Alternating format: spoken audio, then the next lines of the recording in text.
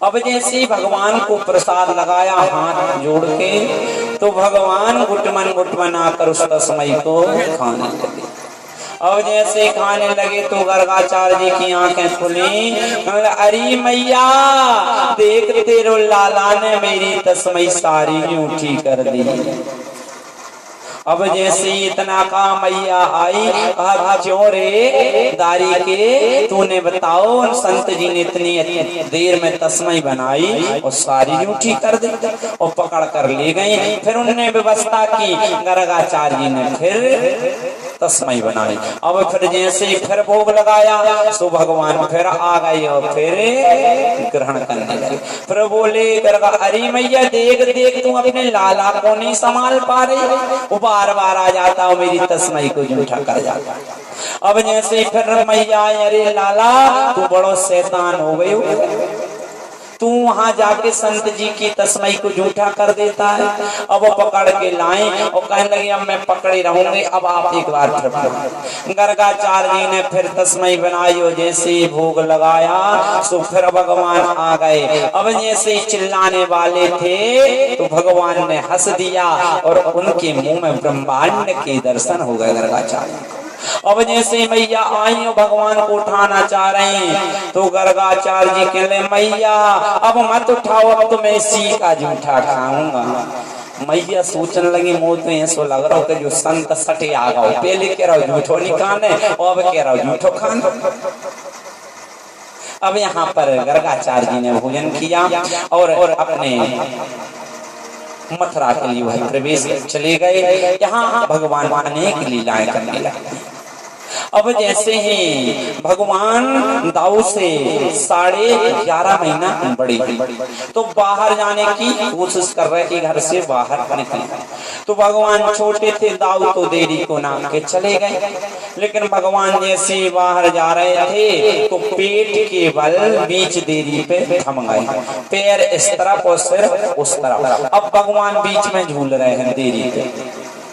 और नारद जी ने जैसे ही देखा, कहने लगे देखो प्रभु की लीला, जिसको दुनिया को है झुलाते आज स्वयं देरी में झूल रहे हैं। ना इस पार जा पा रहे ना उस पार जा पा रहे। मैया ने उठाया। अब यहाँ पर आगे जैसे ही भगवान बड़े हुए, अब मैया श्रृंगार करती है भगवान का, और श्रृंगार करके भगवान बाहर खेलने के लिए जाने लगे। अब जैसे खेलने के लिए गए तो जहाँ गाय वगैरह रहती थी जाके कीचड़ में खेले। मैया तो बहुत श्रृंगार करे, लेकिन ये जाके कभी गायों की सींगों पे लटके, कभी पूंछ पे लटके। मैया सजा सजा कर परेशान हो जाए और जी बाहर जाके पूरे भिड़ा गए। मैया कहने लगी हमें तो ऐसा लग रहा है लाला कि ते अगले जन्म में सुअर है। तो भगवान मुस्कुरा गए। मैया से कहने लगे तुम सही जा कह रही, हम आप पहले जन्म एक अवतार और तो का बराह अवतार, जिसमें भगवान ने सुअर का जन्म लिया था। और मुस्कुराने लगे। आज भगवान ने बोलना प्रारंभ कर दिया, तोतली भाषा में बोलना वह चालू कर देते हैं। मैया से मैया कहने लगे, बलदाऊ से बलदाऊ भैया कहने लगे। अब जैसे ही बड़े हुए तो सोचने लगे कछु तरक्की करी जाए, और कछु न कछु अफकर हो जाए। तो बाहर गए और सभी मित्रों जोड़ो, कई भैया अपन चोरी करे। सो एक सका बोलो लाला चोरी कर वो खराब बात है, यदि अपन चोरी करे हैं तो फिर ब्याह ने हो जे तमाम। कहला अपन चोरी पैसों की थोड़ी करने, लाला कहने अपन तो माखन की चोरी, दूध दही की चोरी करने, थोड़ी पैसों की। ऊ की चोरी चोरी नहीं कहा है, इस अपन तो माखन की चोरी करने। अब जैसे ही होते करते भगवान ने कहा पहले घर से चालू करी जा चोरी, के बाद अपन बाहर का। अब भगवान जैसे एक दिन क्या हुआ कि मैया रखी थी, मैया का जहाँ मक्खन रखा जाता था वहां पर चले गए। और जैसे ही मक्खन रखा था तो मक्खन को निकाल ले गए। ऐसे उसके सामने एक प्रतिबिंब मणि लगी थी, तो उसमें उनको अपना प्रतिबिंब देखा और कहने लगे मैया बड़ी होशियार है यार, बताओ मक्खन की रक्षा के लाने एक सखा खड़ो है कि कोनो चोरी न कर ले। सो कहने लगे भैया राम राम, देखो तुम भी सखा और हम भी दो जने अपन मक्खन की चोरी कर रहे और मिल बांट के अपन खे भी आपस में बात करने लगे। भगवान अपने प्रतिबिंब को देखा। अब इतने में मैया यशोदा पीछे से आ गई और देख देख के मुस्कुरा रही थी। जितने में भगवान ने देख लिया कि मैया तो पीछे खड़ी, कहने मैया मैया देख ये तेरी मक्खन की चोरी कर भी आया था, इसलिए मैंने इसे पकड़ लिया, देखिए खड़ा है। मैया कहने लगी लाला ये कोई चोर नहीं है, ये तो तेरा ही प्रतिबिंब है। मैया अच्छा ऐसा प्रतिबिंब होता है? हाँ लाला ऐसा ही प्रतिबिंब होता है। अब भगवान ने सोचा कि कुछ और किया जाए, तो अगले दिन फिर चले गए और गैस मक्खन को लौंदा लाओ और खाना प्रारंभ कर दिया। इतने में मैया फिर आती पीछे, अरे लाला तू क्या कर रहा है? कहा मैया का बताऊं तुए, मेरे जो तू इतने मोटे मोटे कंगन पहनाए है ये मेरे को दर्द ये गरम थे तो मेरे हाथों में जलन हो रही थी और मक्खन होता है ठंडा, तो मैंने सोची कि जाकर मटकी में हाथ डाल दे हैं तो हाथ ठंडे हो जाए, इसे आके हमने हाथ डाल दिया। कहने लगे अच्छा लाला हाथ चलो मानी हाथ डाले, लेकिन जो मुंह में कैसे लगता जाओ और बताओ। भगवान कहने लगे मैया ये स्वभाव एक चिटिया आई और पाँव पे हो चढ़ चढ़ मौके तक पहुंच गई, सो हमने हटाओ सो मक्खन तनक समूह में। अब भगवान ऐसी अनेक लीलाएं करने लगे। अब सोचते हैं कि अब बाहर चलना चाहिए और बाहर जाके वो चोरी करना प्रारंभ कर दिए। माखन का सभी सखाओं को लिया, उस सखाओं की चोर मंडली बनाई और गोपियों के यहाँ जाकर उनका मक्खन चुराना प्रारंभ कर दिया। मक्खन को चुराते हैं और खाते हैं और फिर जीव जो और हैं उनको भी खिला दिया। एक गोपी कहने लगी कि हम इस लाला को पकड़ के बताएंगे ये कैसे नहीं कैसे चोरी करता है।